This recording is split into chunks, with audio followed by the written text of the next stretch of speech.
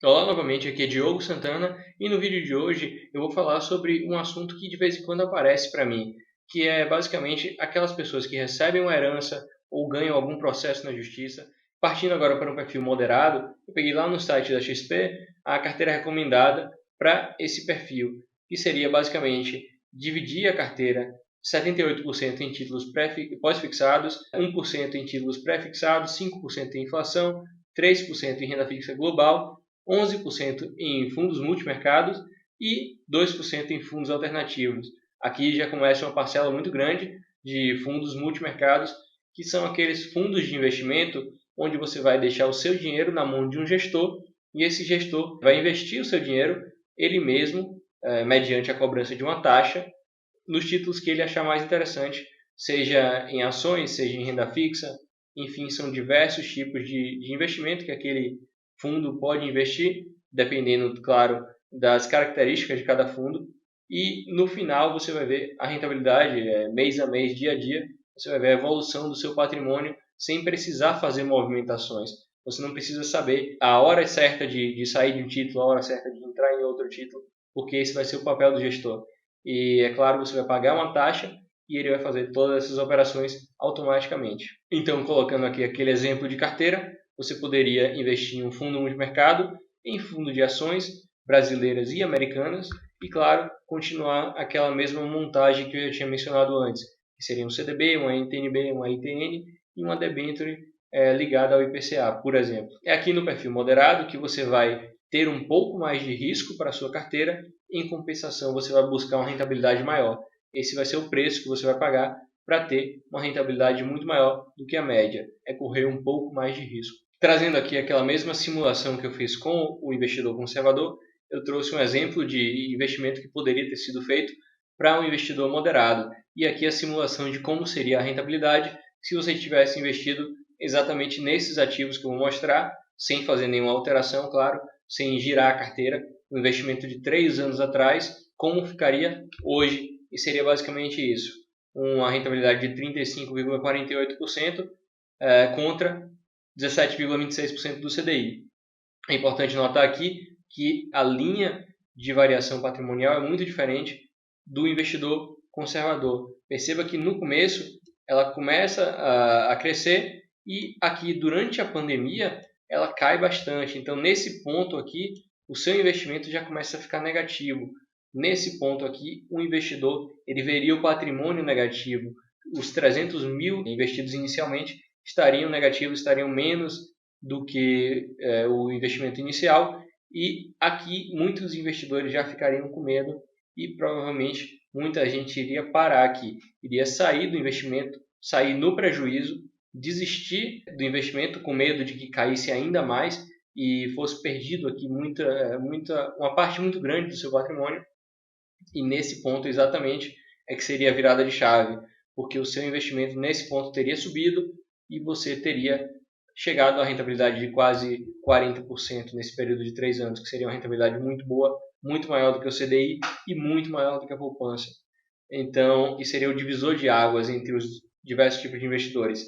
Nesse ponto aqui, é exatamente que o investidor que acha que é moderado desiste no meio do caminho, porque na verdade ele é muito mais conservador e ele vai partir para investimentos de renda fixa que não tenham volatilidade. Nesse exemplo, o investidor colocou 300 mil reais há 3 anos atrás e hoje teria 406.454 reais, uma rentabilidade de 35% contra os mesmos 334 mil, que seria 11% na poupança. Agora, para o investidor agressivo, eu peguei também do site da XP a carteira recomendada, que seria mais diversificada, com percentuais bem menores em renda fixa, como pós-fixado seria 3%, 3% em pré-fixado, 16% em inflação, 8% em renda fixa global, 22% em multimercado, 28% em renda variável Brasil, 13% em renda variável global. Aqui já vemos uma parte muito grande da carteira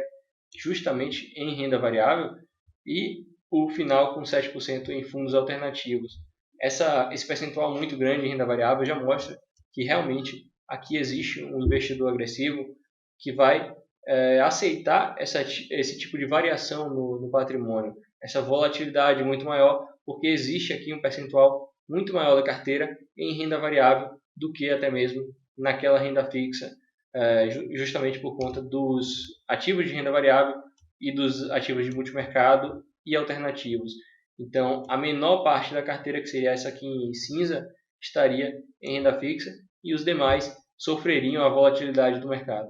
O exemplo de carteira baseado nesse, a gente pode começar a trazer aqui carteiras recomendadas, que são aquelas que você assina alguma casa, ou então dentro da sua própria corretora existe um sistema de recomendação de carteiras, e aí você vai conseguir acesso a indicações de ações para comprar, quais são as melhores ações naquele momento, quais você deve comprar, e depois de algum tempo você recebe uma recomendação de venda, que aí vai fazer um giro na carteira, vender aquela ação que não está mais interessante, comprar uma melhor, enfim.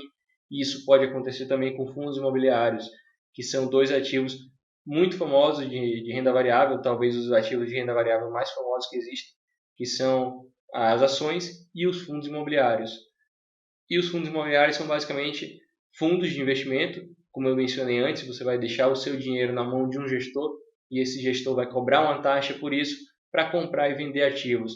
No caso dos fundos imobiliários, são ativos do setor imobiliário, podem ser títulos de renda fixa baseados no setor imobiliário, podem ser imóveis físicos realmente, podem ser inclusive outros títulos, né? Você tem um fundo que compra cotas de outros fundos, enfim. E a característica mais interessante dos fundos imobiliários é que eles pagam a renda mensal, quase todos eles. Alguns não pagam, isso é importante mencionar, mas a maioria deles paga rendimento mensal e você vai ver todo mês pingando na sua conta, sempre perto da mesma data, dia 14, dia 15, sempre vai cair alguma coisinha ali na sua conta. E além desses, seriam os outros que eu já venho mencionando, os fundos multimercado, fundos de ações brasileiras e americanas, CDB, NTN, LTN e debêntures. Perceba aqui que não existe redundância entre colocar fundo de ações e carteiras recomendadas, uma vez que as carteiras recomendadas são ações que você, por conta própria, vai comprar,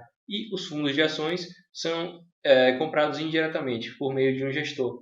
Já a carteira recomendada, você vai seguir a orientação de alguém, mas é você efetivamente que vai fazer a compra e a venda do ativo. Inclusive, você pode até começar aqui a operar por conta própria, escolher quais ações comprar, escolher a hora de vender. Se você está lá com a ação na carteira e já está com a rentabilidade que você acha interessante, já é o momento talvez de vender aquele ativo, embolsar o lucro e partir para outra ação mais descontada. A simulação para o investidor agressivo ficou da seguinte forma: a rentabilidade teria sido de 43,85%, um pouco maior do que a rentabilidade que eu simulei de um investidor moderado, uma volatilidade também maior, claro, o risco-retorno aqui é diferente, e o CDI do período seria o mesmo, 17,32%. Então, no início, há 3 anos atrás, você investiria os R$300.000, hoje você teria 431.554, o equivalente a 43,85% de rentabilidade. E na poupança seriam aqueles mesmos R$334.000. A diferença aqui é muito grande de um investidor que não quis aumentar o seu risco, não quis estudar um pouquinho sobre investimentos, procurar mais informações para investimentos melhores do que a poupança.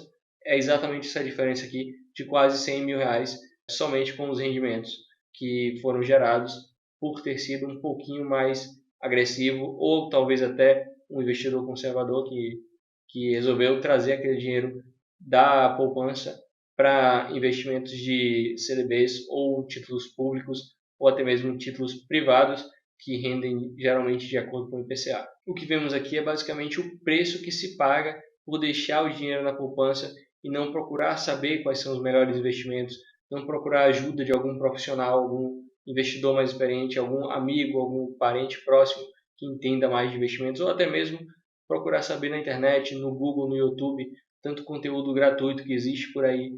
Você vai deixar de ganhar muito dinheiro somente por deixar o seu dinheiro parado na poupança, enquanto ele poderia estar rendendo num fundo de investimentos que está sendo tocado por um gestor com anos de experiência e que sabe como gerir aquele dinheiro. Outro ponto é que essa simulação aqui ela é feita para um investidor que deixa o dinheiro parado durante 3 anos nesses títulos e nos fundos de investimento. Mas geralmente não é o caso. O investidor ele não vai ficar com o dinheiro parado. Ele vai fazer giros na carteira, vai sair de alguma renda fixa, quando o momento não estiver mais favorável para a renda fixa e volta para o mercado de ações, ou vice-versa, enfim. No meio desses 3 anos, muita coisa acontece, a bolsa cai bastante, chega nesse momento aqui de pandemia, que muitos investidores aproveitaram para comprar ações baratas, para entrar em fundos de investimento que estavam lá embaixo. Então, são diversas oportunidades que o mercado dá para você rentabilizar ainda mais o seu patrimônio. Então, esse número aqui de 43,85% poderia ser muito maior, principalmente se você contasse com a ajuda de alguém mais experiente, por exemplo, um assessor de investimentos ou então algum gestor de patrimônio.